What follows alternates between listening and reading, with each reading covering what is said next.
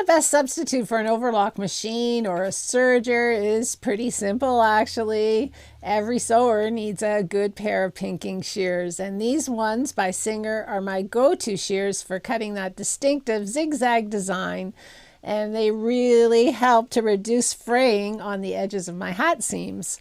They work great with or without adding an overlock stitch, and I use them for all my exposed finished seams, and I have used them as well to cut decorative edges on pieces of fabric that I use in some of my designs.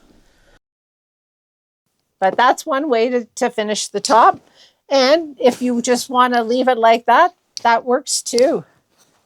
These are high value, meaning they won't break the bank. Pinking shears are in my top 10 list of must-have tools for the sewing room. These ones measure 9 inches in length and have a very comfortable grip, and they have a heavy-duty construction that makes cutting through layers of fabric a breeze. And the best part is a strong brand name stands behind them. When you think about sewing equipment, it's hard not to think about Singer as a long-lasting name in this business. Now, I got mine on Amazon, and I checked, and they are pretty much available on Amazon sites all over the world.